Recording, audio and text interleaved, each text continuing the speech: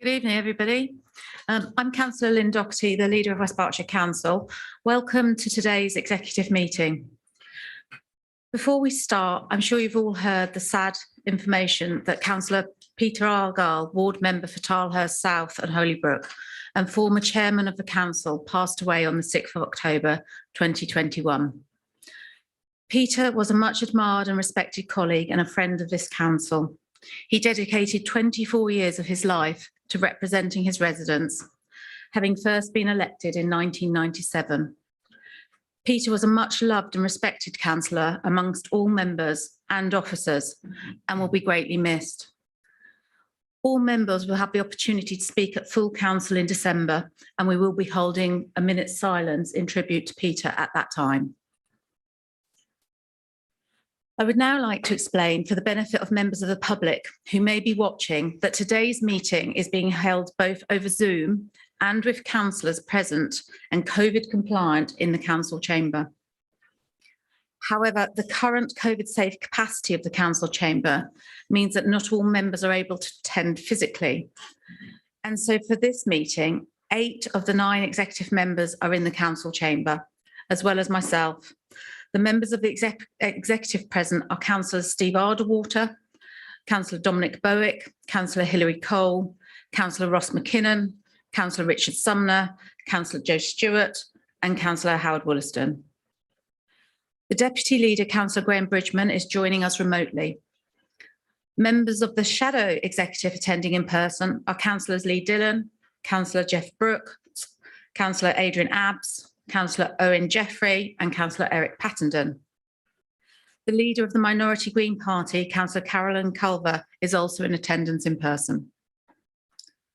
Those people in the chamber are sitting socially distanced and are thus permitted to remove their face masks while seated.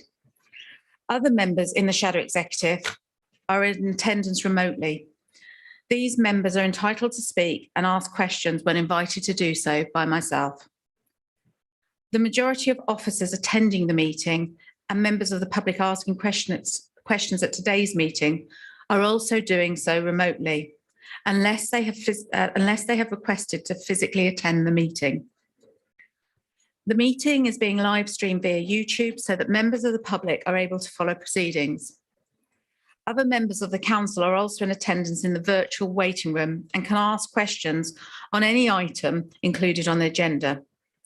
They will do this by indicating electronically, and I will then invite them to be brought in from the virtual waiting room for their questions to be answered. Members of the executive who are physically present will be able to vote. Members who are not on the executive are not able to vote on any of the agenda items. Please note the voting to take place at this meeting will be run via the use of the desktop microphones. The result of each vote will be shared on screen. The officers in attendance, either in person or remotely, include the interim chief executive, Sue Halliwell, and the executive directors, Joseph Holmes and Andy Sharp. Shiraz Sheikh will be the legal advisor, deputy monitoring officer to the meeting. I'm assisted by Gillian Steele, the clerk to the meeting, and by Gordon Oliver, who will be acting as the Zoom host. Do members have any questions about the way in which the meeting will be conducted before we proceed? I think the only question I would have is these meeting notes seem to be getting longer and longer. So apologies and thank you for staying with me throughout that. Item 1 on our agenda this evening is apologies for the meeting. Do we have any apologies? We have not received any apologies. Thank you, Gillian. Item 2 on our agenda is the minutes from the previous meeting of the 2nd of September 2021. Members, are these an accurate reflection of that meeting, or does anyone have anything that they would like to alter or change on those minutes? I'm looking around and I can see no hands. Oh, Councillor Graham Bridgman. Leader, apologies, going back to apologies for absence. I mean, clearly I'm not in the chamber, so I apologise for my lack of physical presence in the chamber. Thank you, Councillor Bridgman. As with regards to the current minutes, I don't see any hands raised, and I'm quite happy to propose these from the chair. Does that find a willing seconder? Thank you, Councillor Bowick. Can I please then ask executive members to indicate by voting on their microphone if they agree that the minutes can be signed as a true and accurate record of the previous meeting?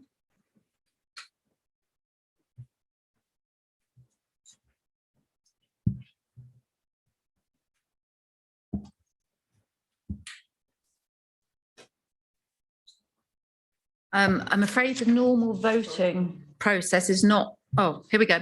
It should now be live for you, everybody.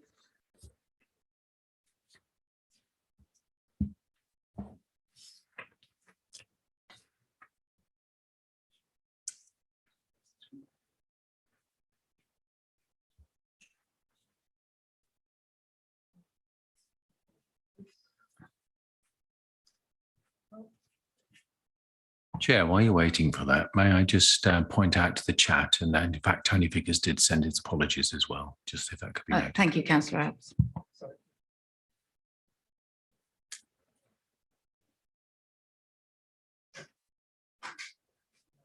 Okay, I think I can declare that the minutes have been approved, and I will sign the approved minutes in due course. Thank you, everybody.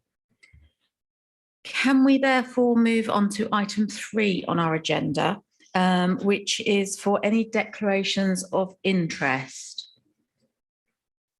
Councillor Sumner. Thank you, Leader.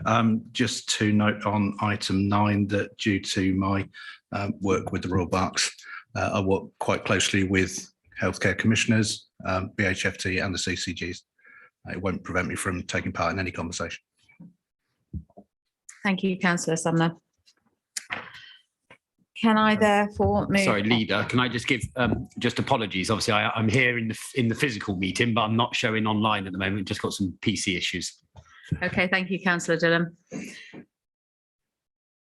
Okay, in which case I think I can move on to item 4 on our agenda this evening, which is public questions. So first of all, I'd like to thank all the members of the public that have submitted questions for this evening's executive meeting, and welcome those of you who are able to be in attendance to hear the answers to your questions and to ask a supplementary question if you have one. For those public questioners unable to join this meeting, I can confirm that you will receive a written response to your question within 5 clear working days of the meeting. Your question will appear on the screen and will be answered by the relevant portfolio holder. You will then be given the opportunity to ask a supplementary question. But please remember that this must be to clarify the response provided and not to introduce any new business. In accordance with paragraph 5.12.9 of the Constitution, where questioners have more than one question, only their first question will be answered. If after all other first questions have been asked and answered, and there is sufficient time, we will answer subsequent questions. Please note that the time limit for public questions is restricted to 30 minutes.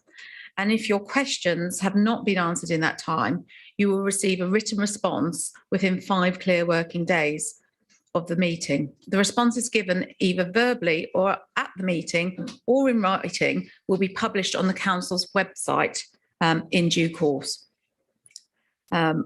I understand that Mr. Nigel Foote is unable to attend the meeting and will therefore receive a written response.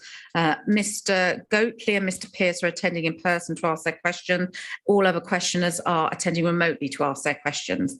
Therefore, I would like to invite Councillor Steve Alderwater to answer Ms. Alison May's question A on the agenda.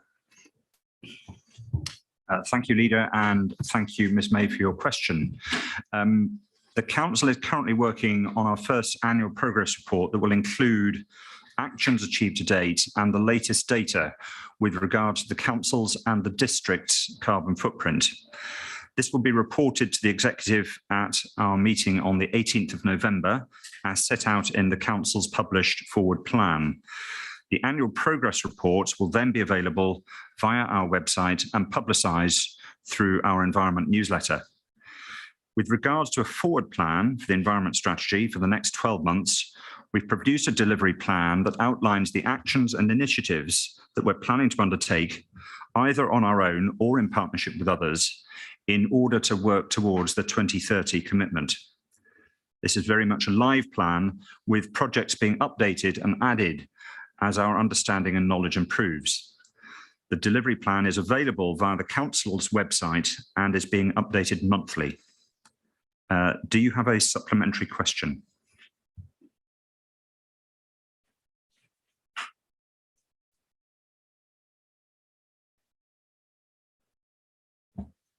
Gordon, are we able to confirm if Ms May is in the room? No. Okay. In which case we'll move on to the next question. So can I ask for question B, which is Mr Beard to Councillor Steve Arderwater? Is Mr Beard in the room? Yes. Thank you. Thank you, Mr Beard, for your question. This pilot scheme has been started, as you know, and most of the chosen locations have the points physically in the ground. Due to changes in project scope and the funding model which we adopted, it's now not possible to connect and start charging cars until a meeting of the full council has confirmed the charge scale. This is according to council's constitution. The next opportunity for this meeting will be on the 2nd of December. And after then, I anticipate charging being open and available at these charging points. I appreciate this is not as quickly as you would have wanted to hear, and I apologise that we've had to go to some detail, but this is a pilot and we will move rather more quickly in future charge point rollouts. Do you have a supplementary question? I do, yes, thank you. Could you just say how soon after a positive decision by the full council would the existing EV charge points be available for use? I'm afraid I can't confirm that here and now. I'm optimistic, but I appreciate there's a lot of detail behind the scenes, so I can't answer that here and now. I'm sorry. Thank you. Thank you both. Can we move on then to item or question D, which I believe we've got Mr Goatley in the chamber. And that question is to you, Councillor Wollaston. Thank you, Mr Goatley. The decision to insure council properties is made according to our insurance processes. It is the responsibility of the project officer to confirm to the project sponsor that the agreed insurance cover has been put in place by the West Berkshire Council insurance team. Do you have a supplementary? That decision not to insure.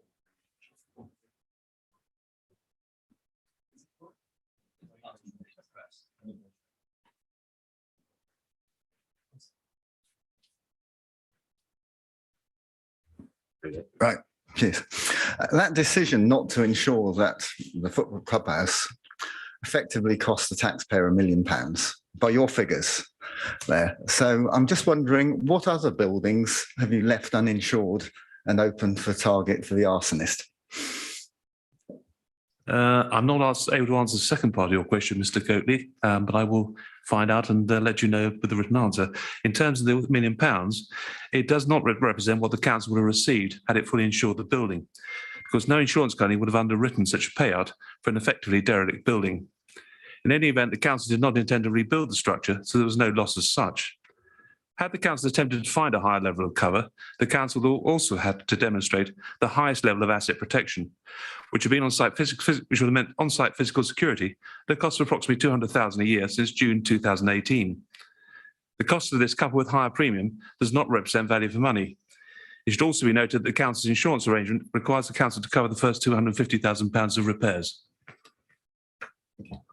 Thank you. Before you leave, Mr Goatley, could I ask you just to press that button so that the red light goes off? Thank you. Thank you, Mr Goatley. Can I therefore move on to question E on our agenda, which is Mr Morgan to Councillor McKinnon. Yeah, good evening, Mr Morgan. I hope you're doing well. Alliance Leisure Services were appointed on the 15th of June 2001 to find a solution for the delivery of a 3G pitch, pavilion, spectator stand and car parking to achieve the FA Step 4 ground grading standard. Furthermore, to complete design and tendering for these works utilising the UK Leisure Framework Agreement and progress the scheme to cost certainty. And finally, to act as the agent in the submission of the planning application. The total value of those contracts are £126,565. Do you have a supplementary, Mr. Morgan?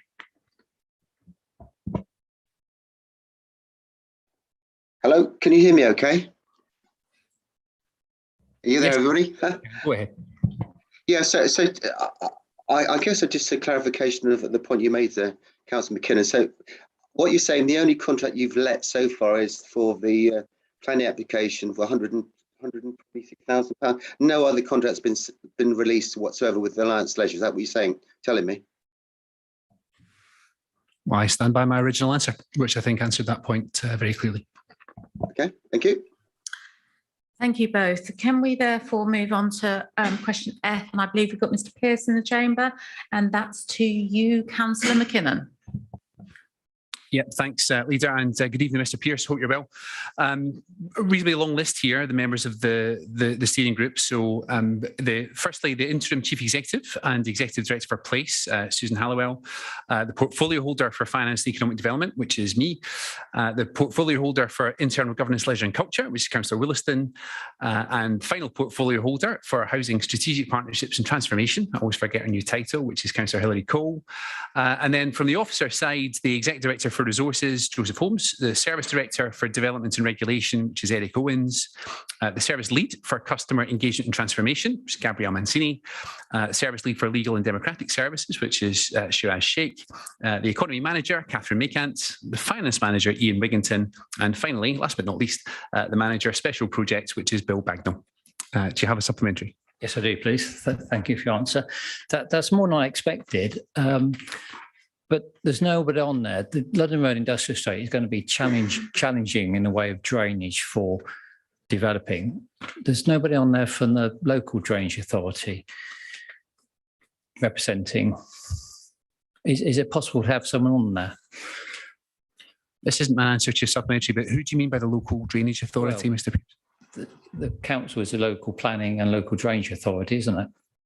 Well, we do have the Service Director for Development and Regulation, which I think would encompass that service. Yeah, I think I was looking for someone like Stuart Clark to be on the steering group. I'll just say that we're happy with the attendees as present, but thanks for your question. Okay, thank you. Thank you both. Can we move on then to item G on our agenda this evening, which is Ms. Saunderson to Councillor Sumner. Thank you, Leader, and thank you for your question, Ms. Saunderson. The Council's local flood risk management strategy includes a strategic flood action plan with measures that are ongoing and long-term in nature. The measures, therefore, do not have specified timescales, but are reviewed at regular intervals. These reviews often form part of the local flood forum activities. With regards to the flood alleviation projects, all proposed schemes rely on grant applications that are submitted to the Environment Agency. The applications are then judged against others on a regional basis, so there can be no guarantee as to whether our applications will be successful, and even if successful, of the timescales for when the grants will be awarded. Do you have a supplementary question?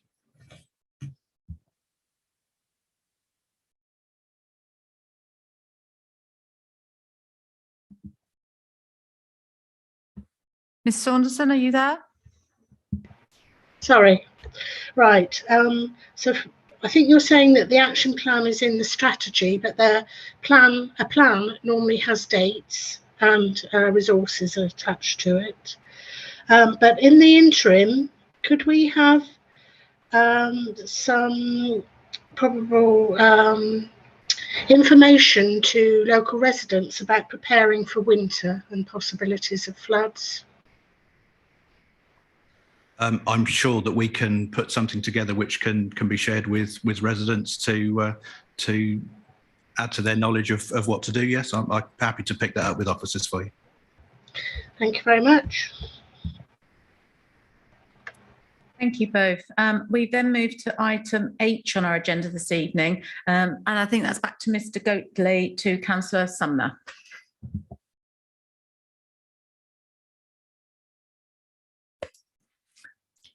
Thank you, Leader, and thank you, Mr. Goatley, for your question. High-level investigations are being undertaken now, and external consultants engaged by the council liaised with West Berkshire Council Principal Engineer Drainage and Flood Risk Management. That was on the week commencing 27th of September. This will be an ongoing process at different stages as the council and its partners build up towards submitting an outline application. Do you have a supplementary? Yes, please. I spoke to Stuart Clark only a couple of weeks ago at the flood forum, and he said there'd been no approach to him whatsoever about SUDs on the London Road Industrial Estate. Now, these are the basis of planning. So what's actually going on? You've been playing with the plans for years now, but it doesn't seem to go anywhere. How long do you need to plan this London Road regeneration? Well, I'll take the first part of that, and I think I referred to it in my response, which is that there's been external consultation engagement. Yes, obviously you are fully aware of Stuart and what Stuart does. He's not the only person that we can engage when we're having these conversations. He doesn't seem to know they've had any. Thank you. Can I ask you to press that button again? Thank you, Mr. Goatley. Actually, you could have left it because the next question is question I, which is Mr. Pearce to Councillor Ross McKinnon. Yeah, thanks, Leader. Hello again, Mr. Pearce. Yeah, the properties to which you refer, as advised previously, fall outside the council's freehold ownership. Were not included within the development agreement between West Berkshire Council and St Modern. Do you have a supplementary? No, I don't. Thank you. Mr. Pearce, can I get you to press that button? Thank you. In which case, we now move to question J on the agenda, which is Ms. Saunderson to you, Councillor Sumner. Thank you, Leader, and thank you again, Ms. Saunderson, for your question. The council is currently working on a feasibility study and business case to address flooding to properties in the vicinity of London Road, adjacent to the Northbrook Stream. A previous catchment study of the Northbrook Stream was undertaken to determine the course and consider possible options for reducing the risk of flooding to the properties, and recommended further investigatory work to determine the best way forward. The council is happy to share its information as well as the final business case once completed, and that should be January 2022. And in the meantime, the council will be happy to share information regarding the consultant's brief. Do you have a supplementary?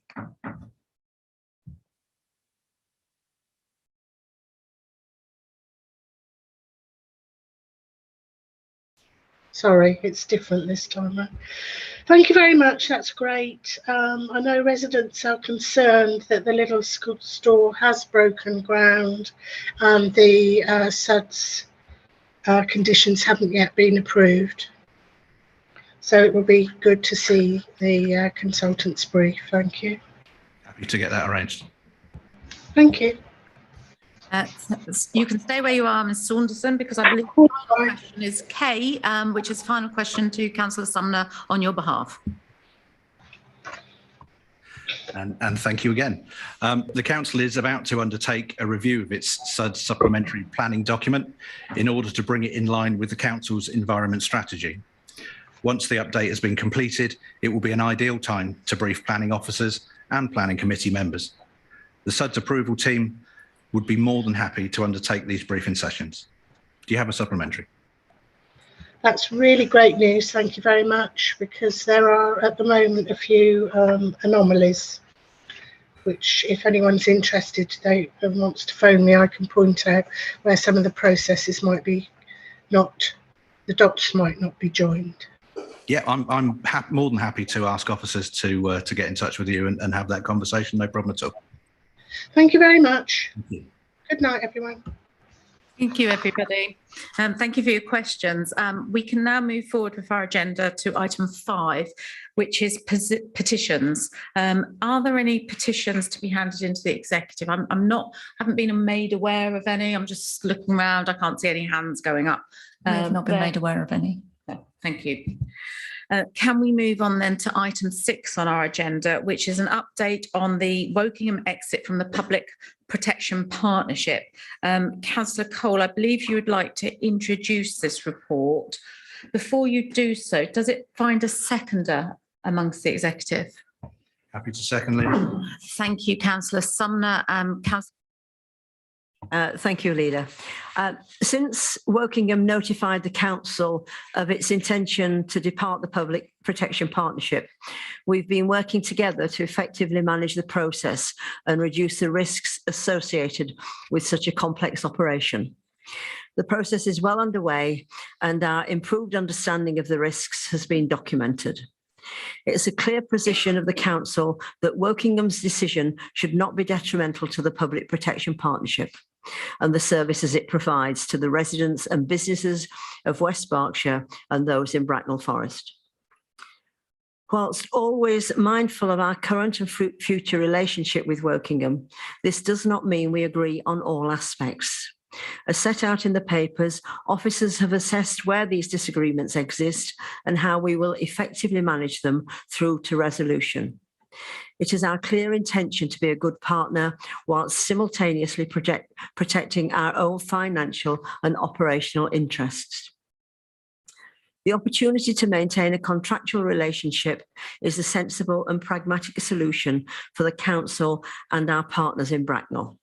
The Public Protection Partnership has delivered an excellent service, as is noted in the recent Joint Public Protection Committee by all partners, and this set of arrangements will ensure this remains the case. Thank you, Leader.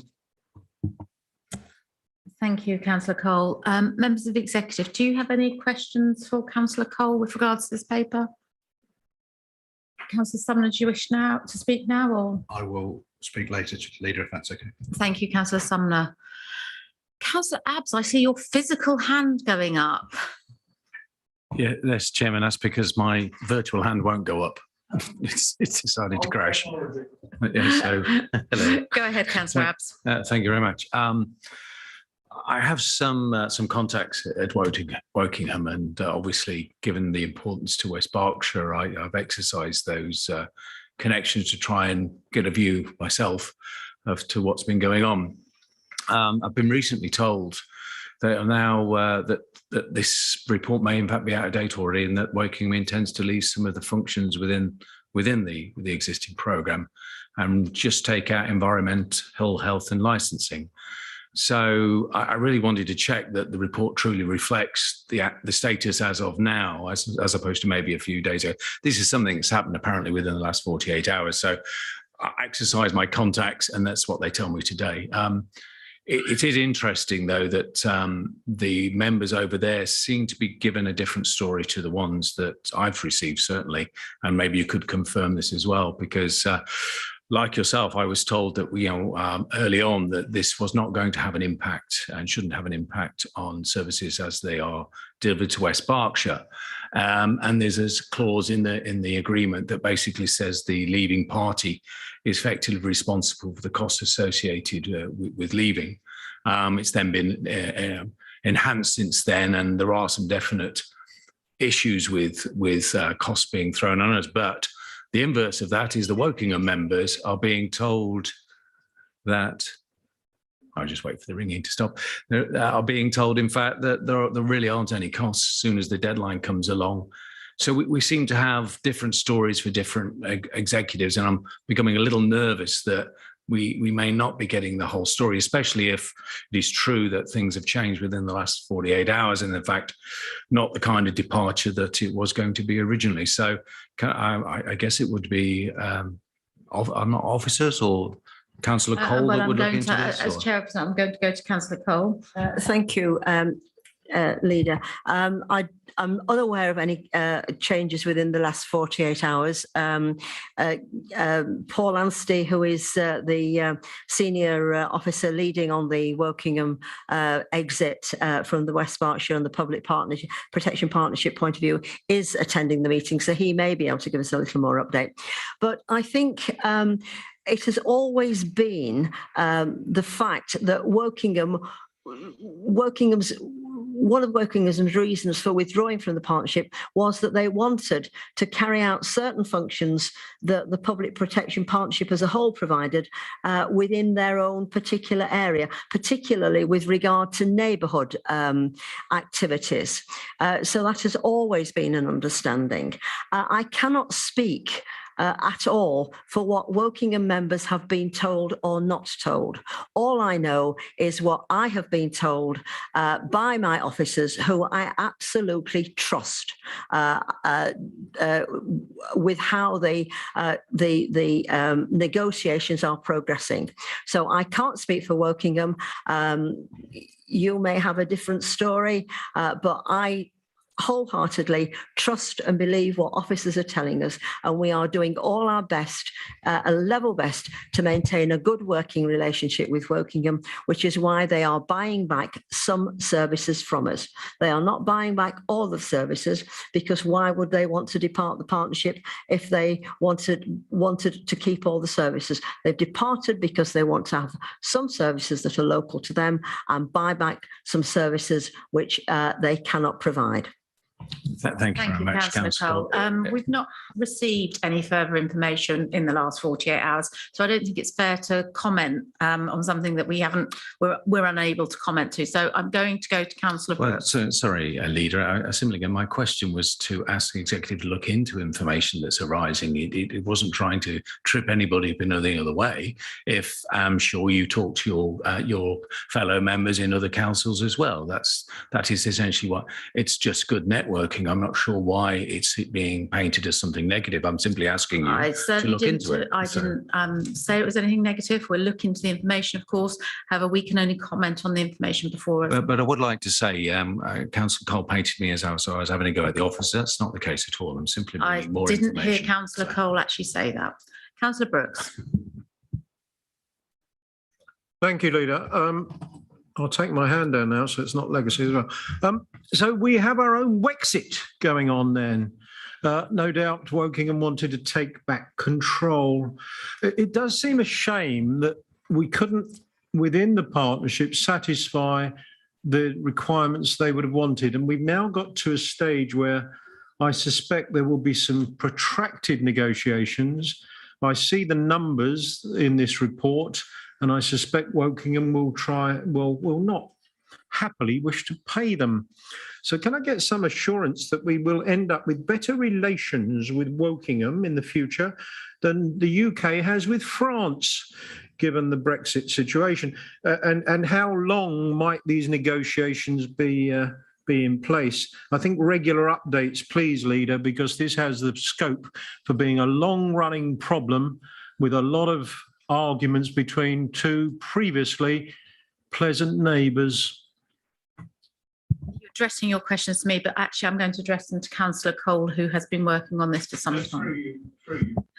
Thank you, and thank you for your question, Councillor Brooks. The negotiations up to now have been protracted. It has been my clear message to officers in West Berkshire, and Mr. Anstey is well aware of this, that I would have liked to have seen a very swift negotiation with Wokingham, and that we could have withdrawn from the partnership by the end of September. However, my ambitions were probably unrealistic. So we are working towards a complete exit by the end of this financial year. As far as I'm aware, we still continue to have a good relationship with Wokingham. We are very cordial at the Public Protection Partnership meetings that we attend, and our officers work very cooperatively with Wokingham. So I feel that we will continue to have the relationship with Wokingham that we have always enjoyed. Thank you. Thank you, Councillor Cole. Councillor Dillon. Yeah, thank you, Leader. It was just to come back on Councillor Cole's remarks there, really, in terms of the relationship with the JPPP and the other councils. So as the portfolio holder, are you regularly meeting, with the portfolio holder from Wokingham, for example, to be able to get into the detail of this, to make sure that too much officers' time from either authority isn't being spent on it?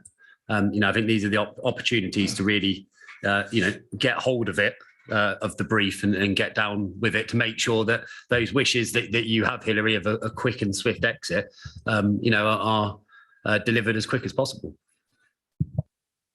Thank you. I haven't spoken recently to the portfolio holder from Wokingham. I have certainly spoken to my counterpart in Bracknell Forest, because of course that is the part of the partnership that we are continuing, and officers are in regular contact with Wokingham, because of course at the moment they are still part of the partnership until they finally withdraw at the end of the financial year. Thank you, everybody. Councillor Sumner, I don't see any more hands, so shall I come to you now? Thank you, Leader. There's not much really I can add to the conversation so far. I had a brief experience of working with our colleagues around the area when I first joined the executive, and I've always found those conversations to be engaging and interesting and well handled. I think it's a regrettable position that we find ourselves in with regards to Wokingham want to change the contract arrangement that they signed up to. However, that is their decision. I think it would be unreasonable for them to expect to get out of it without any comeback on it. I think that that's standard contract positioning. It's standard contract management. I think it's obvious that the position between us as two authorities remains to be strong, and I hope it continues to be so. I think that there's a lot of reliance on partnership working, and I don't think that should ever be underestimated. I think it's absolutely critical to the wider piece that continues. What we're looking at here is recommendations which give officers the means to move forward with this and continue the conversation, and I absolutely support those recommendations. Thank you, Councillor Sumner. We have a recommendation laid out in the report, which is 2.1, 2.2 and 2.3. Please can executive members vote by using their microphone in favour of the proposal to approve the recommendations, if they are in favour of the recommendation, of course.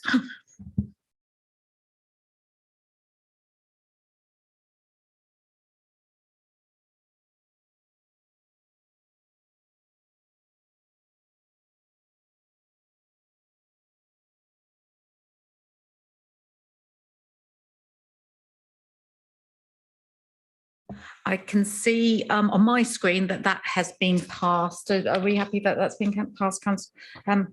Shake? Yes, you can declare that it's been approved. Thank you. Okay. Thank you, everybody. In which case, can we move forward to item 7 on our agenda this evening, which is the Voluntary and Community Sector Support Report. Now, I'm very happy to propose this from the chair because, understandably, Councillor Bridgman is not in the room and present, but he is going to actually speak to and introduce the report. But I'm happy to propose it. Can I ask, does that find a seconder?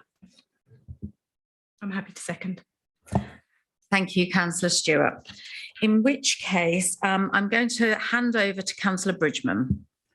Thank you, Leader.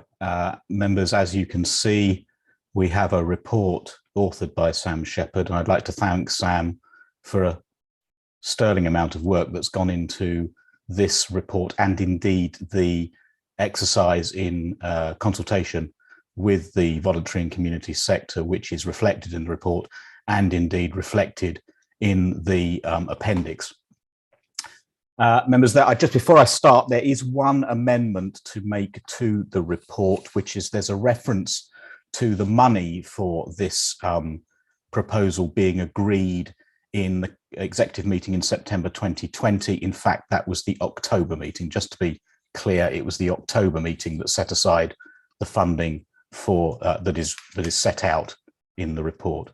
Members, this, I think, reflects a whole piece of work that, in my view, flowed out of the back end of COVID, and in particular, the work that was done by the Hub, because the Hub coordinated is probably not the right word, supported the voluntary sector and all those members of the community that came to the fore in response to the pandemic, and so much work was done by them, and all the groups that sprang up or the groups that were already there kicked even further into life. And I think we've reflected, and this is a long-standing piece of work. I mean, the reports that have led to the point we're at now have been going on for something like a year to get to where we are. And you can see in the executive summary at 4.3 the ways that this report and what is proposed link into a whole host of vision statements and strategies. In particular, from my point of view, the Berkshire West Joint Health and Wellbeing Strategy, which will be coming to Council in December, and even more to the point, the delivery plan that goes alongside that strategy. And you can see in the report that basically there are three major elements that are proposed. We have the concept of, particularly from the Council's point of view, the support on safeguarding, because I think one of the things that the voluntary sector does find difficult is that whole safeguarding piece around volunteers and ensuring that the right checks are done and that the right structures are in place to make sure that the people who are supported, people who receive services through the voluntary sector are safeguarded. There's a brokerage piece which is going, as you can see, is aligned to voluntary Centre West Berkshire, and I want to congratulate them and Gary Paulson and his team on the work they do, and this further develops the links we have with the voluntary centre. And then there's a whole piece set out as to the scope. Initially, there's going to be a scoping exercise to make sure that we're tweaking our services precisely to what the community want us to do, but then there's a whole host of angles and actions that will be flowing from the back end of that, and you've got a reference to the West Berkshire Community Network in order to facilitate and ensure that these services are all delivered and that the voluntary sector is properly supported.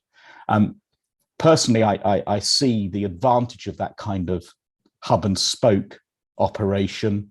Certainly in my local community, we have a voluntary sector organisation. It's, in our case, it's the Mortimer Village Partnership, which sits in the centre of a whole host of voluntary services and is there to help and support them and help out with some aspects of funding and bits of kit, you know, chairs, tables and whatever for various meetings and such like. So I can see this network of offer working very well in West Berkshire, and I'm happy to take questions, but really I've got nothing more to add to what is a comprehensive report and a comprehensive, so both the comprehensive report and a comprehensive engagement report, which really sets out the huge amount of work that's been gone into to make sure that what is being proposed meets the requirements of the voluntary and community sector. Thank you, Leader. Thank you, Councillor Bridgman. Members of the executive, do you have any questions for Councillor Bridgman at this point? I would just like to, just as chair, to echo Councillor Bridgman's thanks to both the voluntary sector and to Sam for the co-production of this report and really looking at the needs-led basis of this. I think the level of engagement has really defined and shaped this going forward. So I'd just like to echo that thanks. Councillor Stewart, you were going to second this. Do you wish to speak now or do you wish to wait? I'll reserve my right. Okay, thank you, Councillor Stewart. Members of the opposition, is there any questions you would like to have? Councillor Pattenden. Thank you, Leader. Yes, I'd also like to pay tribute to Gary Paulson and the work of the Volunteer Centre. They continue to do an excellent job. I believe that some of the remit of the support described here is covered by what was provided at one point by Empowering West Berkshire, from which the council removed funding, I think, 6 years ago, and was so Empowering West Berkshire was then no longer operating. So my question is, first question is, why has it taken so long to support the voluntary sector in this way? Then secondly, 15% participation in the feedback seems like a very low level of engagement from voluntary groups, and also to be used as a basis for this report. So why was participation so low? And how confident are you that this support meets the needs of all voluntary groups in West Berks and that they're all happy with it? Councillor Bridgman. Thank you. On the first point, funding is an ever posed problem, and this funding, if you go back to the report that came to the exec last October, some aspects of this funding are new, some aspects of this funding are moving funding from one area to another. But I'm not going to particularly comment on what was decided in the past. I'm simply going to promote and support what is proposed for the future. So far as the response is concerned, well, of course, I mean, in any engagement process, what this doesn't go into, and I can get Sam to share those numbers with you should you want, what it doesn't go into is precisely the types of organisation that responded. I mean, 76 responses out of 494 is a low participation in that sense, but of course it depends on who was responding and how they were responding, what types of organisation were responding, because if you have a very large organisation and very small organisations, if the large organisation responds, that's a different question to if the small organisation responds. I do think that, well, in any engagement process, what do you do if people don't engage with you? I think you have to go with those who are sufficiently engaged to respond. You have to, and you can see that a really serious amount of work was done in both in phase 1 and phase 2, what with workshops and interviews, and then a really an in-depth response and engagement that is set out at 2.11.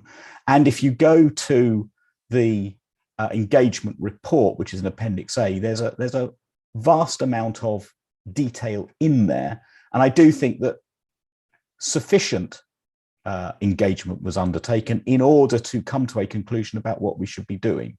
Now, I hope and trust that as we go out with this piece of work into the communities, those smaller organisations will come to us and will engage with us, and we will and indeed engage through the voluntary centre, because as the report identifies, there's a lot of data held by the voluntary centre on volunteering, and that we will reach out into the communities. And there's another piece of work going on about town and parish councils that will come to us shortly. And indeed, one of the ways of reaching out into the community is, of course, through our town and parish councils, and indeed our parish meetings, in order to ensure that everyone is aware of what's going on and that we are here to talk. We can't force people to talk to us, but we are available. Thank you both. Any other questions? I'm taking that's an old hand, Councillor Pattenden. In which case, can I move back to Councillor Stewart? Thank you, Leader. I found this report really interesting. I can't say an awful lot more than you and Councillor Bridgman have already said. What I have experienced over the last sort of few months is just how important the voluntary and community sector is as part of my role on the Mental Health Action Group, and certainly those groups that we engage with, as Councillor Bridgman has mentioned, on Health and Wellbeing Board. I also totally understand concerns about consultation and whether we've reached enough people. That's always a consideration that I have with anything that we do. I think the encouraging thing in this report is that you will see that we had phase 1 of feedback where we did workshops and interviews. And then phase 2, we actually worked with some of the organisations to develop what that would look like. And that sounds like a really positive thing to do for me, and that they were actually engaged and they wanted to come and help us design that so that it was perhaps, you know, really fit for purpose. But as Councillor Bridgman says, there's only so much you can do. And I really hope that in the coming years of these relationships, that will start to build, that we'll find that we get a lot more engagement. So I am very happy to second these recommendations.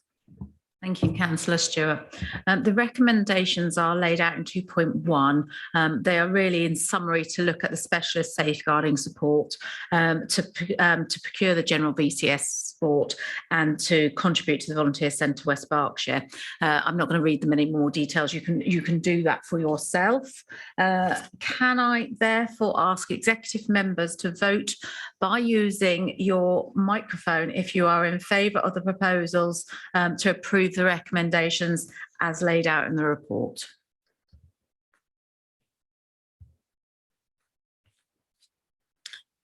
And I can see that all members have voted in favour, and therefore I am happy to declare that the recommendations have been approved. Can I therefore move to item 8 on our agenda this evening, which is the SEMH Autism Secondary Resource Provision consultation. Councillor Bowick, I believe this is your report and that you're happy to introduce and propose the report. Can I just ask if this report finds a seconder? Can I just ask that members that aren't in the room mute their microphones, please? Yes, Leader, I'm happy to second. Thank you, Councillor Stewart. Back to you, Councillor Bowick. Thank you, Leader. Leader, members, when some of our youngest children started their school education career this in September, they joined 2 new primary schools in West Berkshire, I'm really pleased to say. One of those is Highwood Copse, which I'm going to be talking about a little later on, I think, and the other is Field Primary, an £8 million investment, which is serving very well the the families and young children towards the east of the district. Opening that school meant that we had in our estate a school that we no longer needed. Still, the freehold, I should point out at this stage, is owned not by us, but by the Diocese of Oxford. So we thought we looked at ways of how we could use that facility.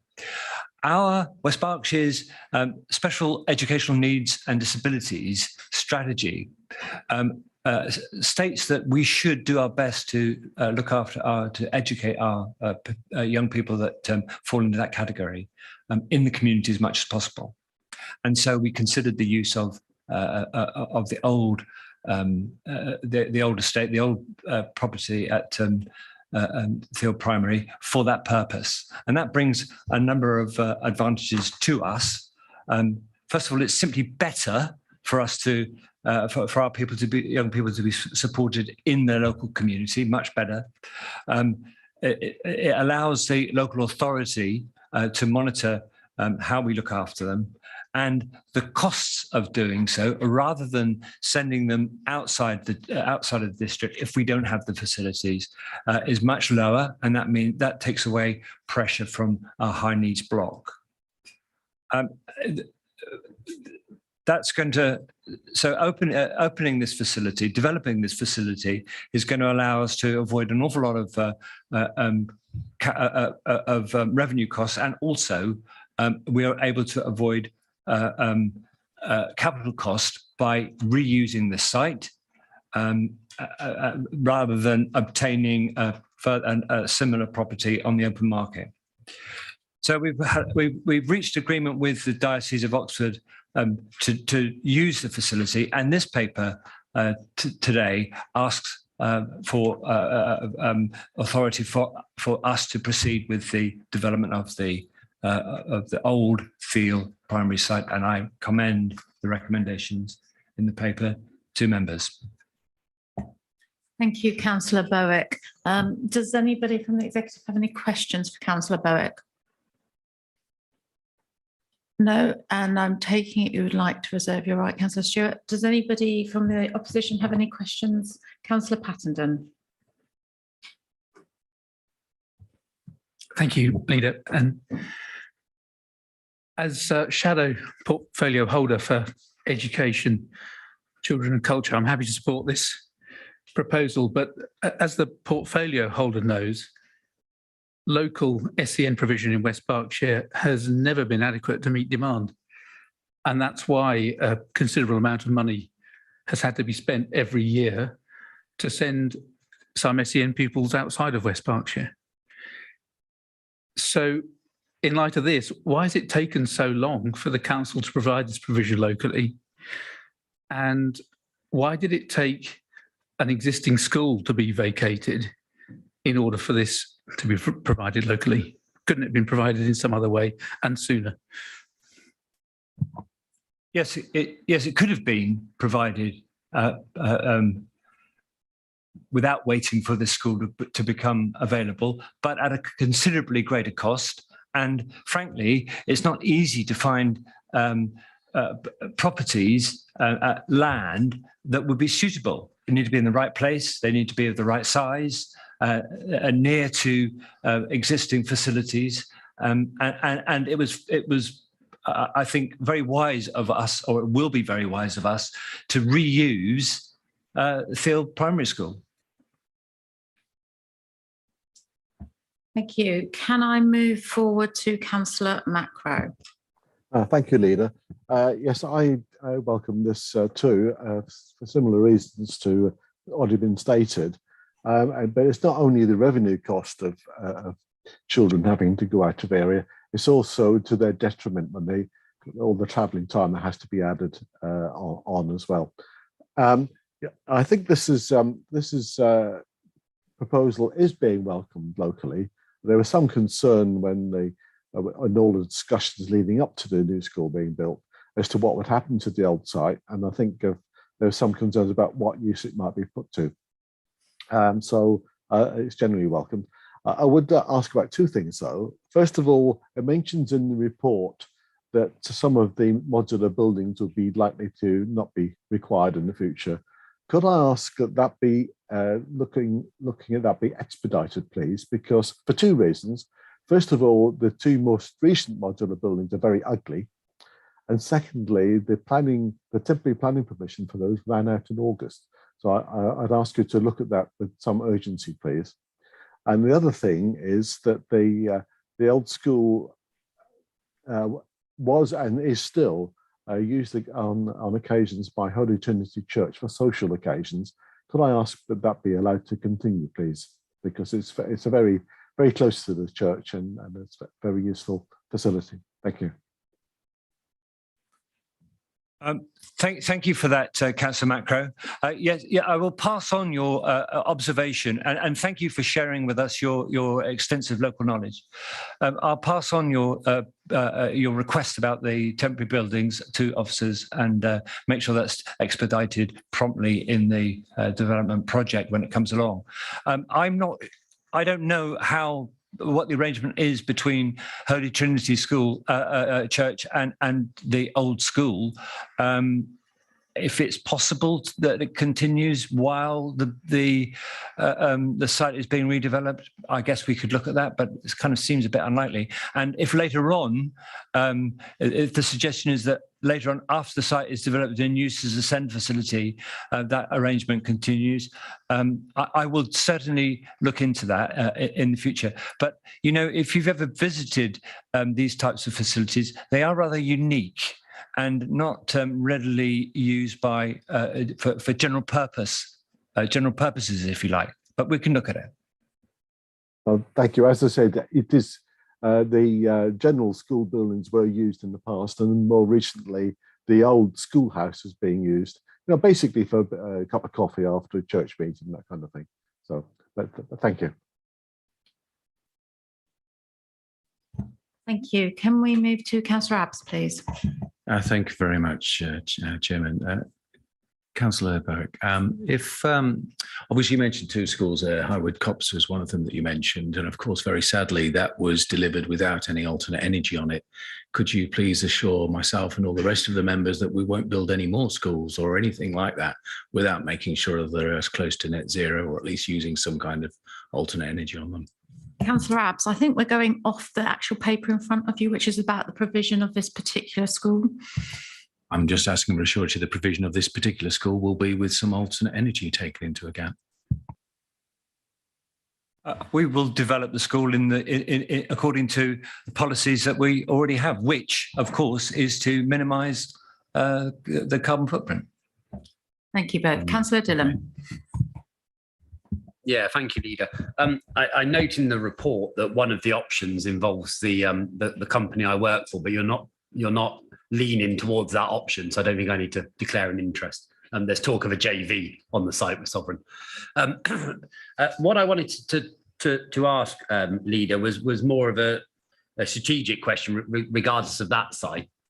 So the first one is around provision within the district. So much better that we have our own provision within the district than sending children outside, and obviously a cost benefit there as well.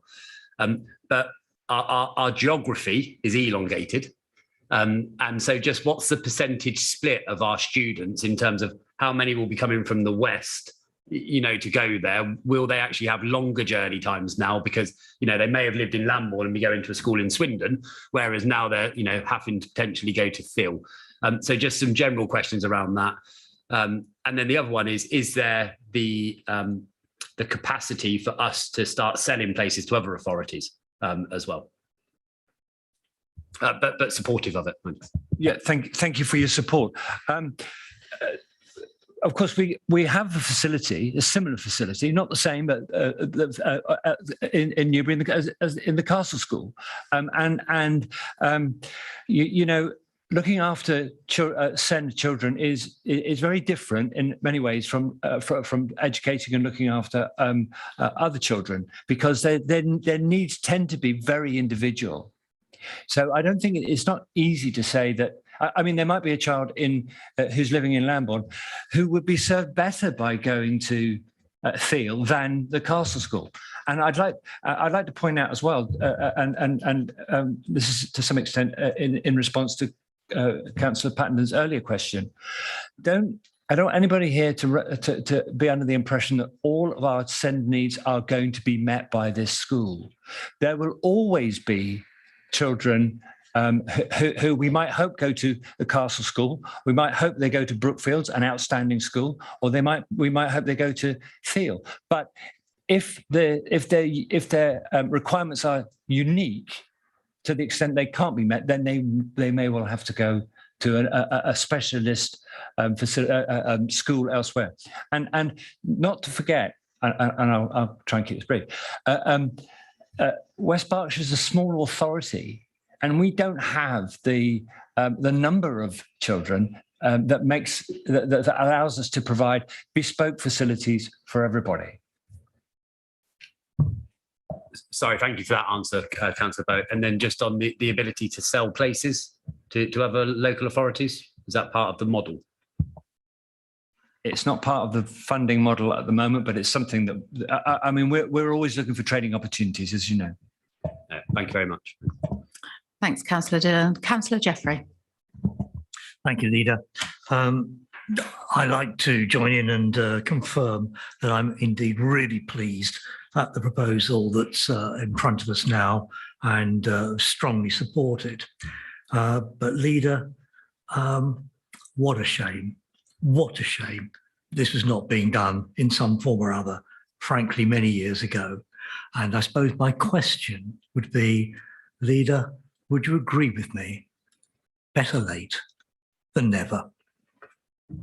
Actually, Councillor Jeffrey, as you specifically asked me that question, we have already got a very similar facility. It's called Engaging Potential.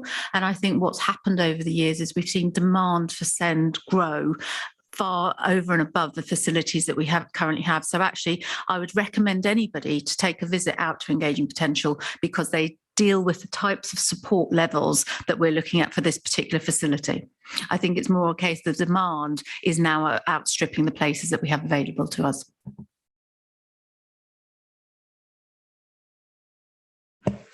I see no more hands, therefore I'm going to go to Councillor Stewart.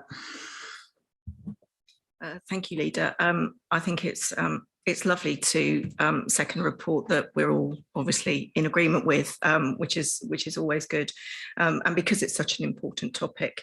As the Leader has just said, we're actually seeing that the need is on the rise, and it's very difficult sometimes to keep pace. with these types of requirements. Certainly the use of a building that is no longer being used in the way that it was sounds like a great idea to me. And I think, this is just something that, I guess from a very selfish point of view, in terms of my own portfolio, where we have young adults who will be transitioning into adult social care services that have the same provision, then having a really good basis and a good service for them to take them through those earlier years and then lead them into the adult social care services, I think is a really good thing. So I'm very happy to second these recommendations. Thank you, Councillor Stewart. Members of the executive, you have before you recommendations laid out in section 2 of the report, in particular section A, which is the subject to transfer of the former site to West Berkshire Council site to be allocated for this particular purpose, and section B, that the SEM ASD be the primary and sole purpose for the former site. Can I ask members of the executive to use your keypads to vote for whether you are in favour of this proposal? Sorry, this vote is being taken in part 2. Oh, yes, apologies, and thank you nobody for mentioning any of the financial details that come in part 2. And I've actually written part 1 only next to it, and I'm not even reading my own notes. So apologies. We won't be voting on this at this moment in time. We'll take the vote in part 2, where we'll actually look at the finances behind this. In which case, can we move on to item 9? And this is going to be exactly the same, where it will be the voting in part 2. And just a reminder that any financial details shouldn't be discussed in part 1. So this is the Public Health Nursing Service 0 to 19 contract award. And I believe Councillor Bridgman is going to talk to a report, but I believe Councillor McKinnon is going to propose the report. Is that correct? I propose the report. Happy to do so, Leader. And that Councillor Wollaston is going to second the report. Happy to do so, Leader. In which case, I'm going to hand over to Councillor Bridgman. Thank you, Leader. And as you say, the meat of this one is also going to be in part 2. Really, Leader, this is a contractual piece where needs to come to executive because of the levels of spend. It is a standard form of contract. I think we will discuss it more fully in part 2. I will simply say in relation to the part 1 report that there is a reference on the final page of the report in in item 8 to an appendix C. You don't have appendix C. I'm told by officers that it was decided that we didn't need appendix C, so apologies for that, any confusion there. That's the procurement strategy report. Basically, Leader, I'm not going to speak too much to this. I think we'll speak to it in part 2, but happy to take questions on the part 1 report. Members of the executive, do you have any questions on the part 1 report for Councillor Bridgman at this point? Councillor Wollaston, are you wishing to come in now? Or is there, Leader, please? Thank you, Councillor Wollaston. Members of the opposition, any questions on part 1? Councillor Macro. Thank you, Leader. Yes, first of all, this is a procurement carried out for Reading West, sorry, Berkshire West, and which includes Reading, but also Wokingham. So I'm just would like an assurance that we don't think we'll get into a similar situation with Wokingham that we've got into with the Public Protection Partnership. First of all, I suppose the contract itself, the contract is being awarded to the existing incumbent. Are we happy with the quality of the work they've carried out under the existing contract before we go on to take out a new one with them? But I notice, going back to the 2020 health needs assessment, that Homestart weren't happy with the health visiting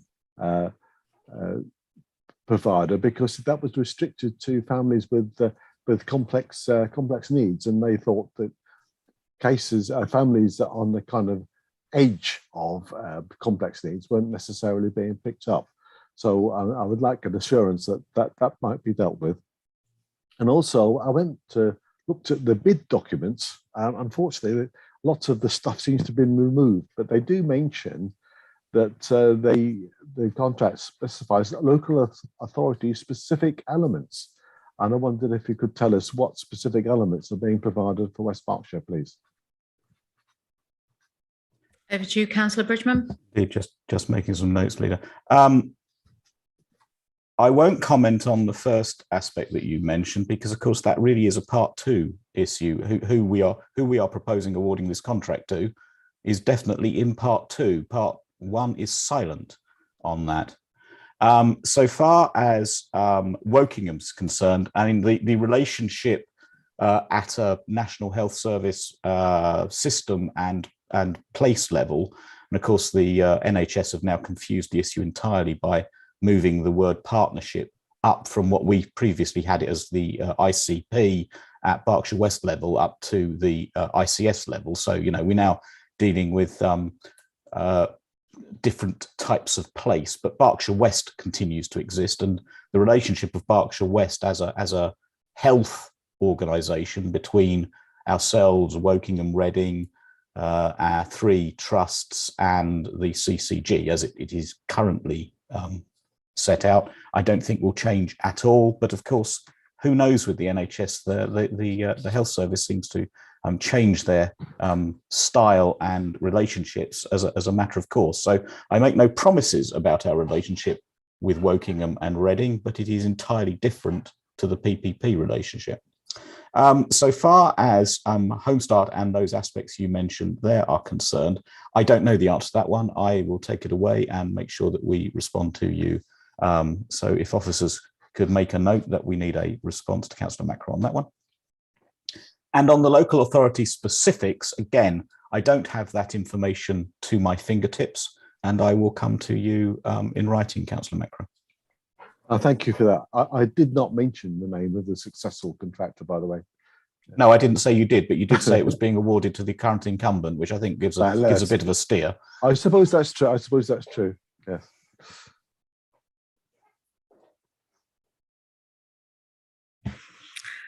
Councillor Culver. Thank you, Leader. I was just wondering, bearing in mind this is about the provision of nursing care, which one would assume is an NHS role anyway, why do we go through this procurement process rather than the NHS providing it? I'd be interested to know how much money and how much time is actually being spent on a tendering process when presumably the provision of nursing care should be provided by the NHS anyway. If I respond to that isn't actually correct. The procurement of a public, there are various aspects of public health which this council and other first tier authorities provide and deliver. And public health has a fairly substantial grant budget. So basically most of public health's money, the public health aspects of health and well-being, most of that money is delivered in the form of grant funding, which has to be spent on public health. And this is one aspect of that spend. We spend a fairly chunky sum of money on this, and we spend some chunky sums of money on other things, all of which are to the general health of the population, but they are delivered to the local authority level rather than at an NHS level. So all I can say is this is something we spend money on and we commission, although as has been pointed out, we commission it jointly through Berkshire West, and we therefore contribute to the spend, but it is nevertheless a local authority function. Thank you, everybody. Councillor Culver, do you want to come back? Yeah, just to supplement you on that, do we have any idea how much of that money is actually spent on the tendering process as opposed to being spent on providing a service to people? Because I appreciate that we are given the task of doing the tender exercise. So maybe this is a question at a government level. Why are these kinds of exercises being undertaken where you go through a tendering process rather than actually giving the money to the frontline services? So Councillor Bridgman, are you able to comment on how much time and energy goes into this tendering process? In your opinion, do you think it would be better if we could spend all of that on frontline services? I'm not directly aware of the precise amount, but any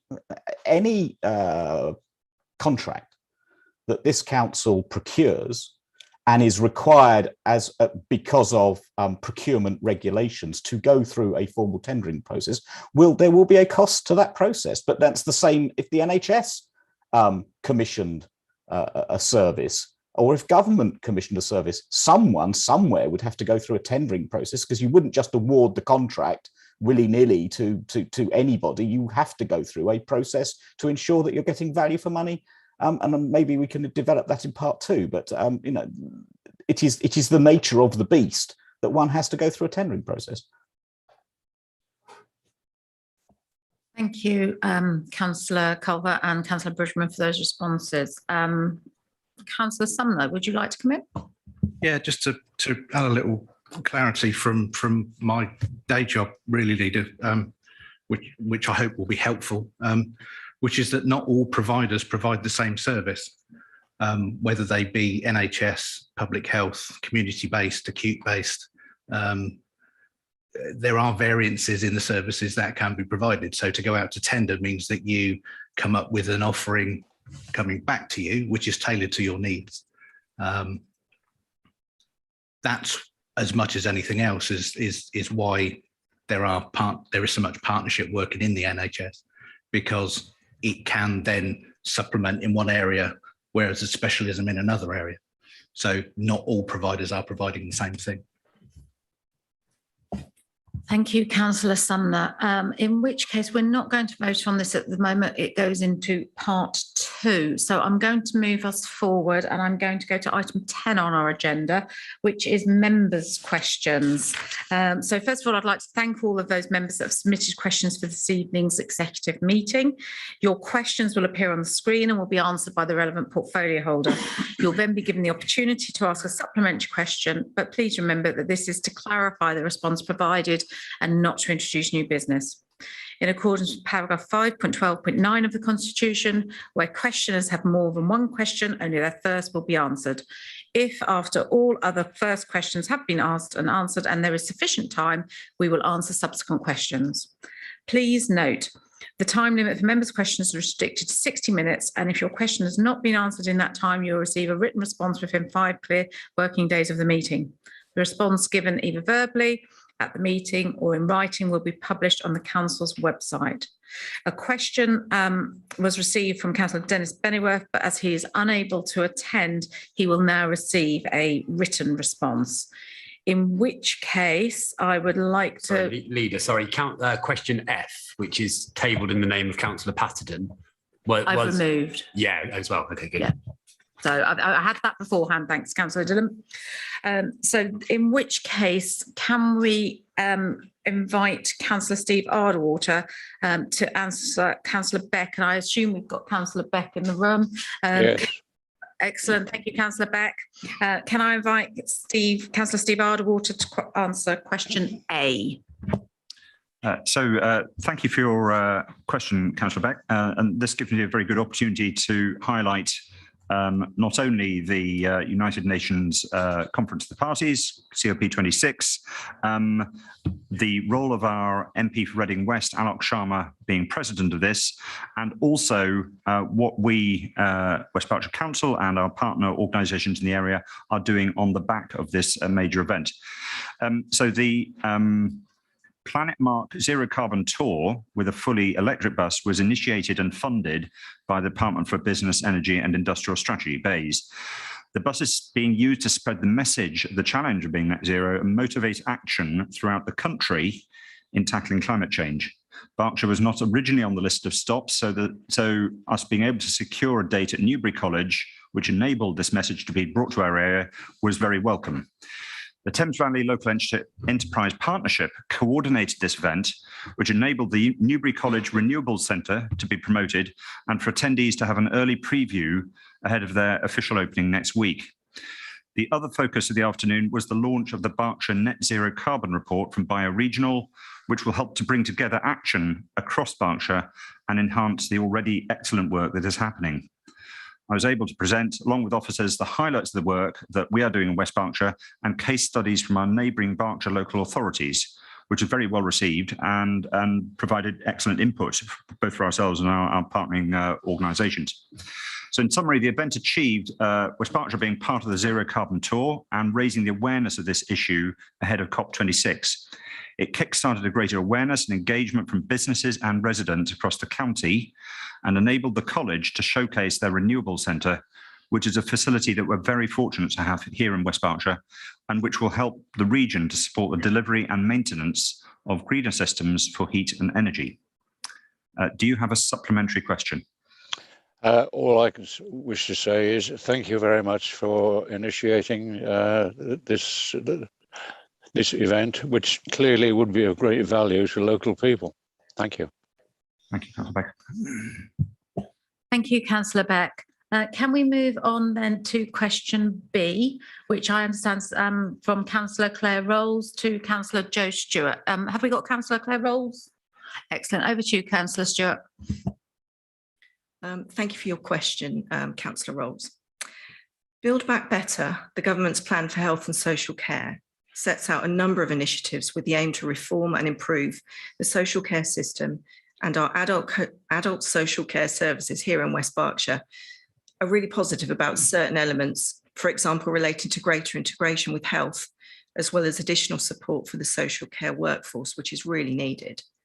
At this moment in time, we have limited detail on what the reforms will deliver, so we're working on potential outcomes and identifying possible risks based on existing practices, using the knowledge of the experienced team we have in place in our adult social care team. And this is in preparation for the white paper, which is expected by the end of the year and will provide further detail. I can go on and describe some of the potential risks that officers have identified, but I think there's one in particular that is quite interesting, and it demonstrates where their thinking lies at the moment, and certainly where my thinking is also is heading. So, for example, the introduction of the cap on care costs of £86,000 a year from October 2023 will cover costs relating to personal care. And it's one of those areas which is very likely to need further resources from the local authority. At the present time, only around 6% of the people in the community who approach adult social care are provided with a long-term service and funded by West Berks Council. Under the new proposals that have been described so far, from October 2023, when this comes in, anyone paying for care will want to receive an independent personal budget assessment from adult social care in order to identify eligible costs which will go towards the cap. And that's really important. This could mean that a large number of people who currently don't need to contact adult social care at all will now want and need our input. And a large number of people who currently have minimal input, so they may just require some advice and information or signposting, will now need more detailed assessment. Adult social care is also concerned that because the cap is only applied to those people who start receiving care after October 2023, this may cause an artificial bubble of demand by delaying the start of care until that point. But what I can say is that officers and members are committed to sharing more detail as it emerges, and we'll be continuing to plan as we await the white paper. Do you have a supplementary? No, and thank you for such a comprehensive answer. Thank you. Thank you both. Can we move on then to question D on our agenda this evening, which is Councillor Culver to Councillor Arderwater. Thank you for your question, Councillor Culver. The Council's contractors for our countryside and waste services currently use glyphosate-based solutions for weed control in selected parts of the district. Glyphosate-based solutions are commonly used in the UK for large-scale weed control operations. The contractors are required to implement safe systems of work to minimise exposure to non-target plants and usually go out of their way to avoid spraying in close proximity to humans or animals. We will continue to engage with our contractors to see if a more eco-friendly option can be found. At this time, we've not identified an alternative solution that can be used on a cost-effective basis across a large geographical area. We are aware that some councils have stopped spraying weeds and are allowing them to grow without any significant interventions. We don't think this is an option for us at this stage, This is because, if uncontrolled, weed growth could lead to considerable problems, including damage to pavements and road surfaces. We will continue to keep this situation under active review and do recognise that we would like to move to a more ecologically suitable solution. Do you have a supplementary question? Thank you. Thank you both. Can we therefore move to question E on our agenda, which is Councillor Macro to Councillor Cole? Thank you, Leader. Thank you for your question, Councillor Macro. Currently, we don't monitor for PM 2.5, but have modelled information from DEFRA, which we're happy to share with members. This model data cannot provide an answer regarding the proportion on specific roads.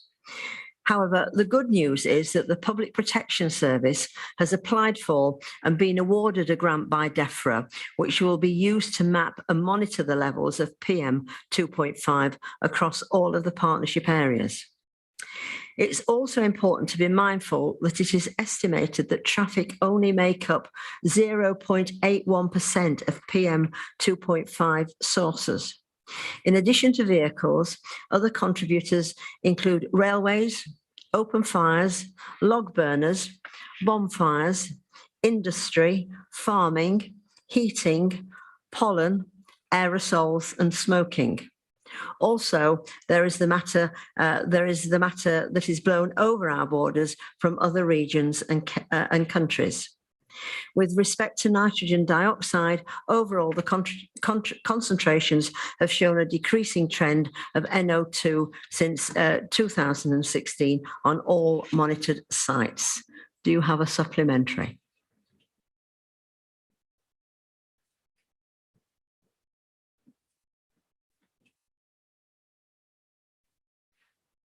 Councillor Macro, are you there, or shall we move on? Councillor Macro is muted, Leader.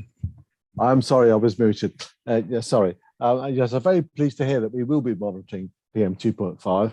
However, according to reports in the Times, UK limits for both PM 2.5 and nitrous oxide are about 4 times greater than the new WHO recommendations, and that 96% of roads nationally exceed NO2 limits. So I think although we do okay on the current UK limits, we're not on the new WHO recommendations. So could I ask that we redouble our efforts to monitor nitrogen dioxide, please, because it's rather more damaging than had previously been thought. Thank you for your supplementary, Councillor Macro. I can say yes, that under the air quality objectives, the current legislation for England, we don't exceed any statutory levels. But as you rightly say, with regard to the new WHO guidelines, we do. But please be assured that we are striving to meet those new WHO guidelines. Thank you. Thank you. Thank you both. Can we therefore move forward to question G on our agenda this evening, which is Councillor Bowick to Councillor Marsh. Thank you, Leader. Good evening, Councillor Marsh, and I hope you're well. Thank you for your excellent question. I'm pleased you asked it because not only is Highwood Copse our newest of primary schools, it is also one of our greenest.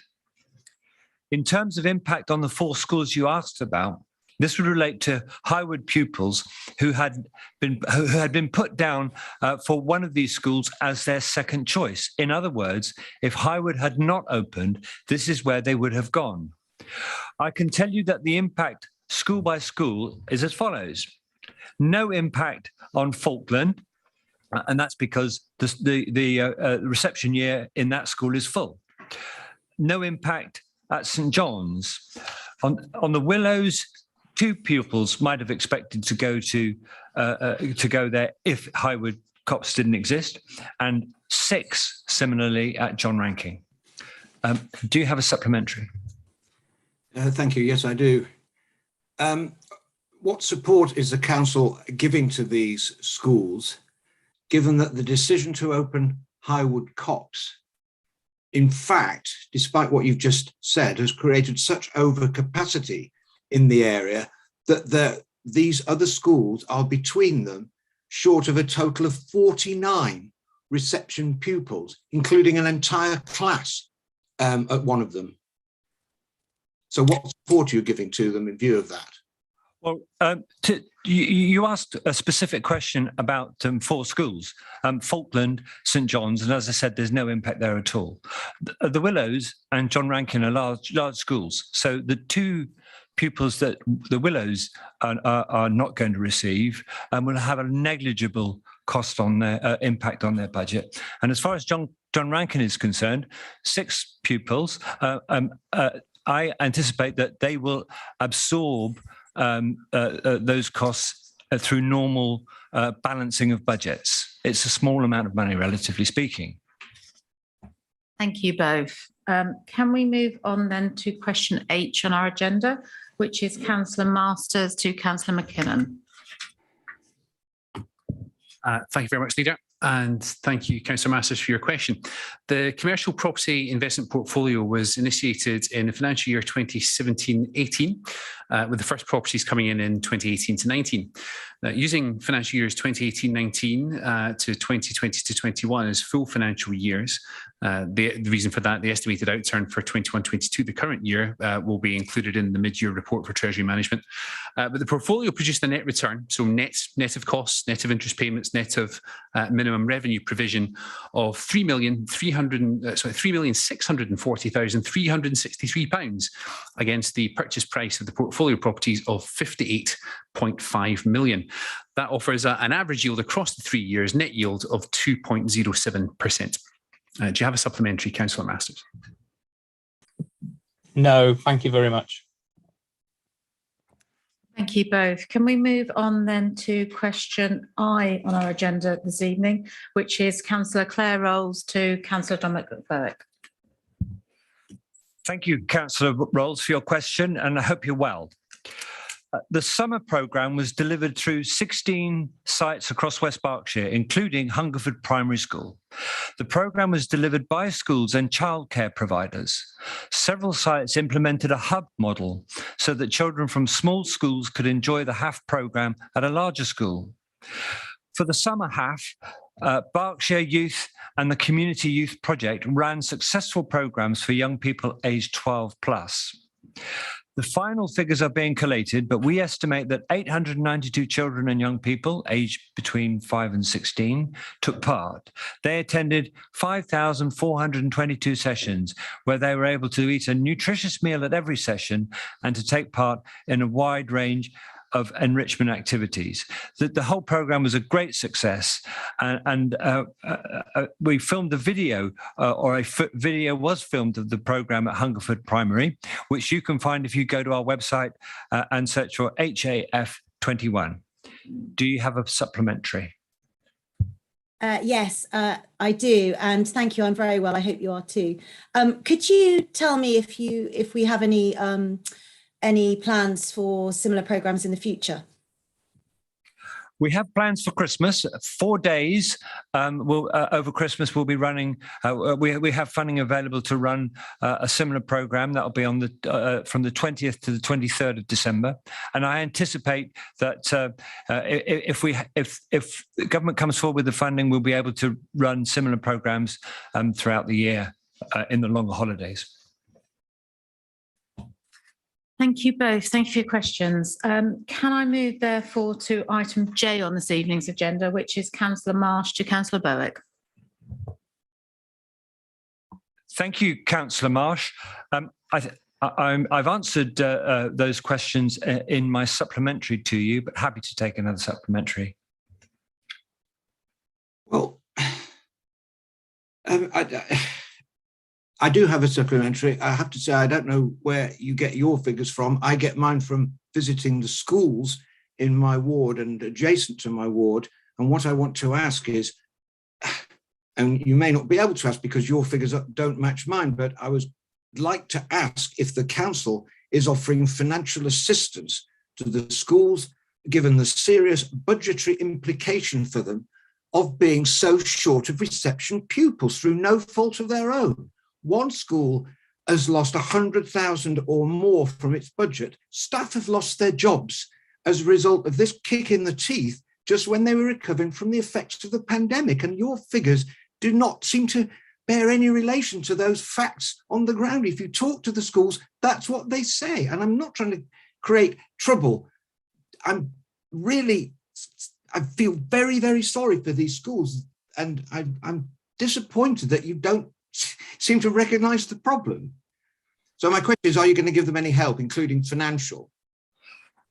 Thank you, Councillor Marsh, for an impassioned supplementary. I simply don't recognise the situation that the picture that you're painting. I simply don't recognise it. I'm happy to discuss this with you offline, perhaps with officers, so that we can bottom out the impact of this fantastic new school, which, after all, is only taking a single reception class of relatively a small number of children. And figures I gave to you before about relating to the 4 primary schools nearby, I'm absolutely confident in. Well, I would welcome that. I think we should do that. That would be great. Thank you. Thank you both. Can we move on then to K on our agenda this evening, which is Councillor Masters to Councillor Cole. Thank you, Leader, and thank you for your question, Councillor Masters. The aim of the Social Housing Decarbonisation Fund, SHDF, is to raise the energy efficiency of those social homes below EPC Band C up to that level, in preparation for the widespread adoption of decarbonised heating systems.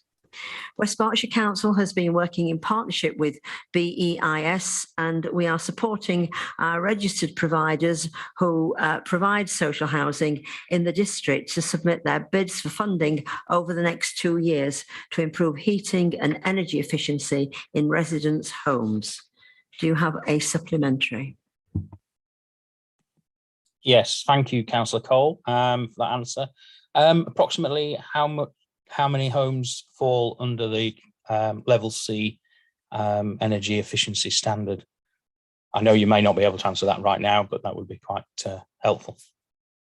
You're absolutely correct, Councillor Masters. I can't answer that at the moment because don't forget we don't have our social housing ourselves, so we do our social housing through our partners, and we will have to ask our partners that question and get back to you. So it may take some time to provide you with that information. Thank you. Thank you very much, Councillor Cole. I await that answer patiently. Thank you, everybody. Can we therefore move to question L on the agenda, Councillor Marsh to Councillor Bowick?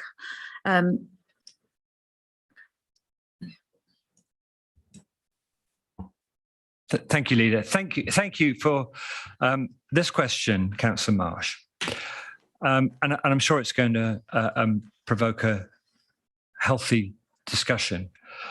Yes, we do need Highwood Copse to provide local primary capacity in Newbury. At times, families moving into South Newbury have had to be offered places in Thatcham due to year groups being full, and our aim is to ensure sufficient town places for town children. Numbers entering reception classes in September 2020 exceeded Newbury Primary School capacity. Notwithstanding Sandalford, this school was aimed at providing for other additional development within the town and developments to have planning permission. These combined will generate around 190 primary pupils, and if we include the pupils that will be generated by a recent planning application for 90 homes in the area, then that number will be bigger. Highwood Copse will play an important part in ensuring sufficient capacity across Newbury in the future, including for those families moving into the town. It will also offer choice for parents and provide flexibility as numbers rise. The worst thing possible for us is not to have enough school places for local children. Do you have a supplementary? Yes, I do.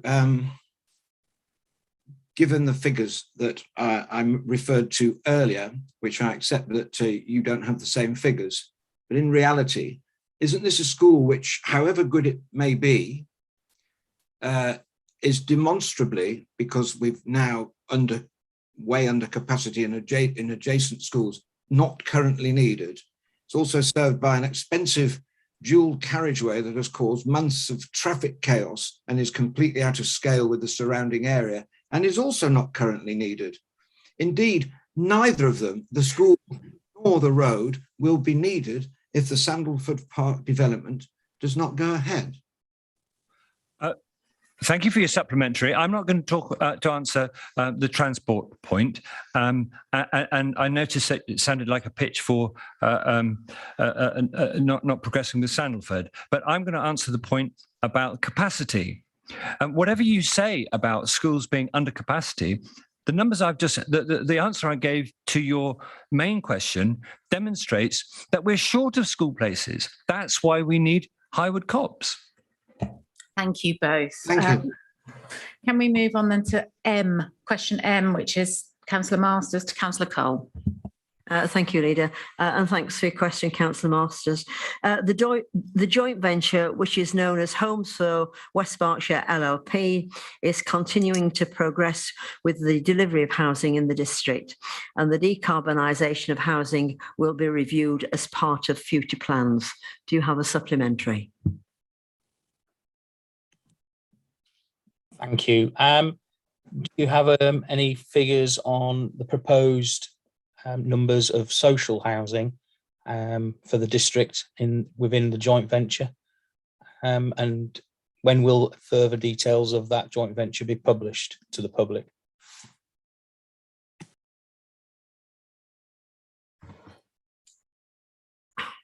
I'm a bit of a loss to answer here because I'm unclear on what your question is. The joint venture, as I've said, is progressing. Figures with regard to the proposed number of social houses depends on how the joint venture progresses over the years. So I can't give you an exact figure at the moment. Well, in that case, can you tell me when we might get some of those figures? But, if we've not got those figures available at the moment, when will the public? I've already answered your question. I've already answered your question, Councillor Masters. You're not allowed two supplementaries. Thank you both. Can we move to question N on our agenda, which is Councillor Marsh to Councillor McKinnon? Thanks, Leader, and good evening, Councillor Marsh. I hope you're having a nice evening. Following the survey of the roof at the John Rankin to assess suitability for the installation of solar PV panels, the roof structure was found to be insufficient to support the load, and thus, unfortunately, it wasn't viable. The condition of the roofs actually prompted capital maintenance works to carry out suitable repair and replacement. However, rest assured, the Council's energy management and property services teams will continue to explore opportunities on site with the school. Do you have a supplementary, Councillor Marsh? Thank you very much. Yes, I do. So, to get it straight, you haven't put solar on Highwood Copse, a brand new school. You haven't put it on John Rankin, an old school. Would you agree with me that this is disappointing, given that school buildings owned by the council are such an ideal source of potentially generating renewable energy? I mean, are you going to do it on any schools? Thanks, Councillor Marsh. I'll limit my answer to the John Rankin. I can do many things, but I cannot make a roof structure unsuitable for solar panels suitable for solar panels. That is not within my power. So I'm afraid I will just have to leave it there. Thank you. Thank you both. And we now move to our final question this evening, which is Councillor Marsh. Actually, it's to me. I've taken this question. Thank you for your question, Councillor Marsh. I don't actually recognise it in the fact that you've asked why did the council not take advantage of World Car Free Day and Bike to School Week, and I actually believe that we did. September proved to be a very busy month for us with World Car Free Day, Bike to School Week and the Great Big Green Week, all falling within the same 2 weeks. And we took advantage of this to promote active travel and our work promoting the environment more generally. Internally, we encouraged staff to switch to alternative travel methods if they can. The interim chief executive emailed all staff about this, and there was an internal page for there was an internal news article for staff and a banner displaying prominently on our intranet homepage. Interestingly enough, I know I myself chose to leave the car at school following that particular newsletter to us. As far as residents are concerned, we shared content in advance and on the day itself, including a news article which was featured on the homepage of our website, posted about the day on Facebook and Twitter, and also included it in our weekly email bulletin to 21,000 residents. World Car Free Day, Bike to School Week and the Great Big Green Week were also included in our weekly briefing with the local media, with the relevant officers coming along to speak directly to the press. Similarly, we also promoted Bike to School Week, encouraging pupils and parents to walk to school or to ditch the car and walk instead. And activities to support the week included things like promoting bikeability training to increase confidence in cycling, the installation of cycle shelters at school, a pilot school streets project in Calcott, anti-idling messages to improve air quality and making walking and cycling to school more enjoyable. Content featured on social media and in our newsletters.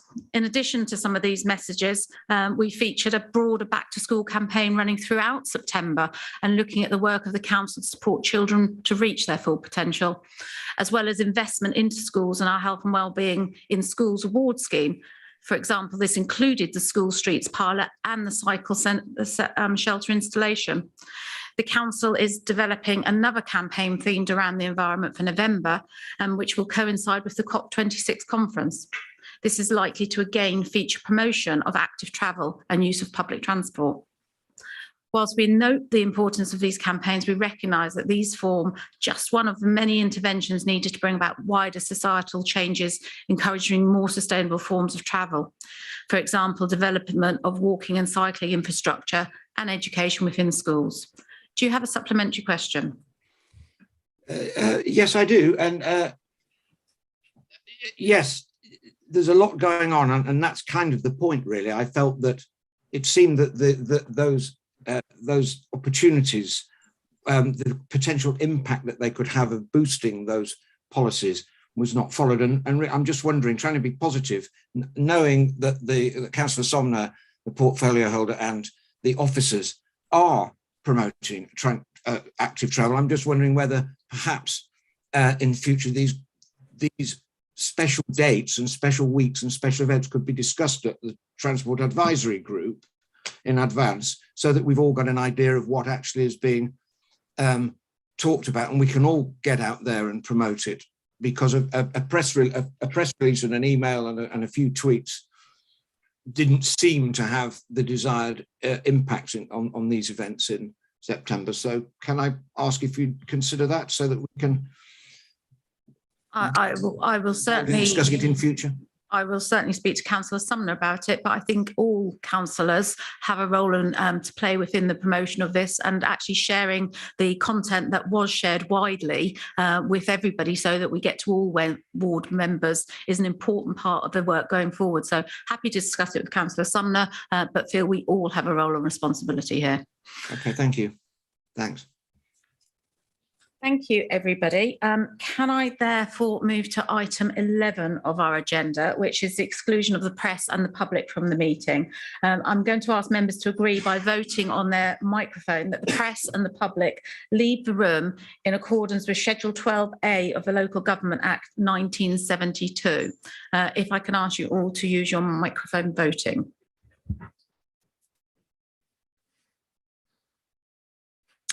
I can see that that has been carried, so thank you for joining us.